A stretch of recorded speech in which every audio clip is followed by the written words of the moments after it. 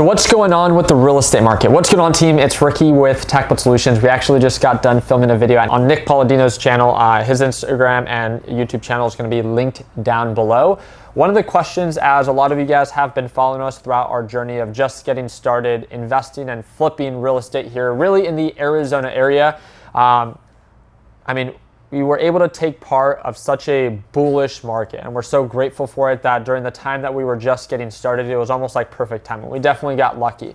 With that being said, now it's kind of like this challenging time where I feel like people are being reminded that it's not always super bullish. And for people like Nick and myself that are just getting started, what are we seeing right now on the investment side, and what are we seeing right now on the agent and buyer side, right? For the first time home buyers. I thought that we would break it down and kind of share with you some of our concerns, and maybe you guys can do the same down in the comments section as you're either just getting started or if you're a real estate agent, what you can share about your experience. So one of the first things that I want to share, as interest rates have risen, obviously it's made it less attractive for people to take out loans to buy properties. In my experience, even with the different listings that we've had, the contingencies in the way that people make their offers are so much less aggressive. At least in the Arizona market, we still sell them relatively pretty quick. We still get multiple offers, but not in which the way that we used to experience it, right? Yep. And also when it comes down to taking on new projects,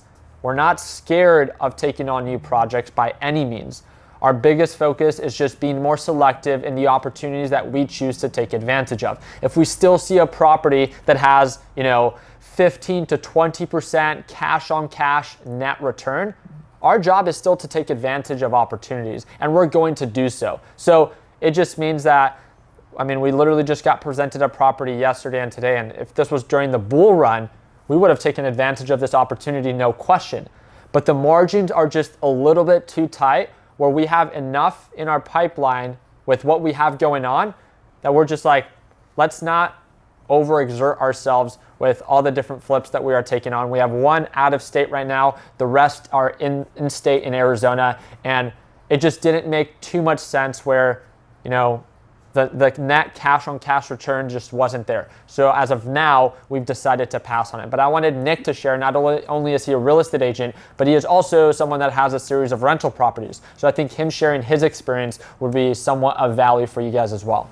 Yeah, so the last property that we had listed was about 6 weeks ago, and I really started noticing a huge transition within the last 6 weeks. So we actually haven't listed a property yet to where we've seen, or us personally have seen, a huge shift in the market. But after talking to my team members on Monday, they have listed 3 or 4 properties since then, and they have actually started to personally seen less traction on their properties, less offers, if there's any offers at all. So what I think that means going forward is, first of all, the biggest thing is interest rates, but obviously people don't know what's going to happen, and the uncertainty and fear is what's going to be driving the market over the next couple months here. And I think properties are just going to end up sitting on the market a lot longer. I think buyers are also going to have a bigger opportunity to actually get a good offer in without really over leveraging themselves, and they're going to be able to negotiate a little bit more on the inspection, negotiate a little bit more on obviously the purchase price, and just have a little bit of an overall better selection when they go and buy a property.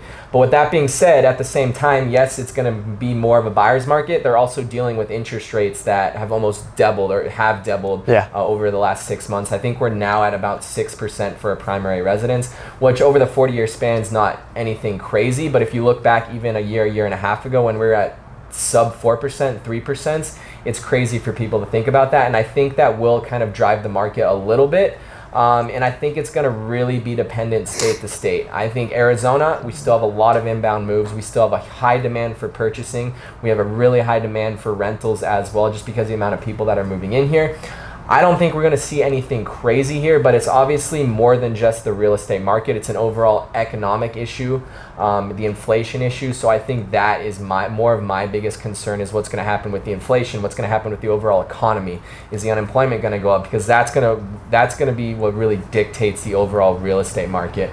But just the real estate market on its own, we still have a ton of demand. There's still a ton of buyers, and I think it'll be an interesting next couple months for sure. So touching back on the point of what we're doing with our flips, we're just being more conservative.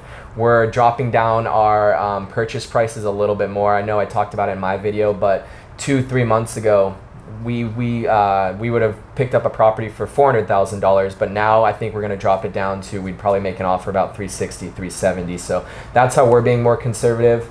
And moving forward as well, when things start to open up or clear up a little bit more, I think we'll see a little bit more of a steady market.